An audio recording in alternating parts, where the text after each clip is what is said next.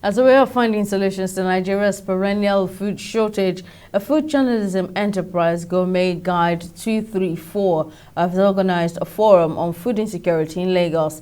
The event, according to the organizers, is to stir the interest of both the young and elderly on the need for Nigerians to grow what the country consumes. Our correspondent Sydney Okafor was there and he completes the story.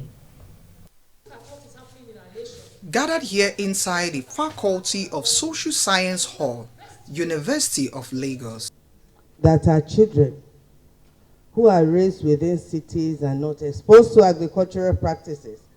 And worse still, most of us parents who were raised in towns, villages, or even on farmlands do not think it's safe to take them to our sources.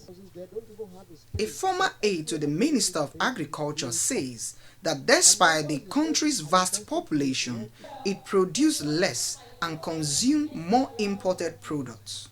When we are talking about feeding Nigerians, we have a big food deficit. There's no doubt about that. And it's going to get worse because, one, the population of those who are producing is reducing. Now, the young folks that are going to school are not interested, and that's why we need to talk to you so as to be able to generate some interest in you. For students, they say the program has helped them understand the need to venture into farming in the near future. I learned that it's not only white-collar job that pays in this country we are in this Nigeria. And again, the food situation is not really the way it's supposed to be because the population is much and the food is not getting to that extent. It's not so much. So I think if we have farmers among the students, it's not that you are educated means you cannot be a farmer.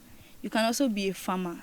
Education will even assist you to make you know more about the branding and packaging. Actually learn that farming is the only business you can leave behind for your children to inherit. That's what I actually learned. Because doctor, your children have to really go and study. But farming, you can say this is the plot of land I left to continue from it. Lydia Eke, the founder of Gourmet Guide 234, says the aim is to catch the next generation while they are young and inculcate the importance of food security in them. Every year we celebrate World Food Day, and as we celebrate World Food Day, we look at the importance of food and agriculture, especially in our country. And because we've had food insecurity for a while now, I'm looking at how is it possible for us to profile a workable solution. And that was why we decided to do something like this, known as the Next Gen and Sustainable Solutions to Food Insecurity in Nigeria.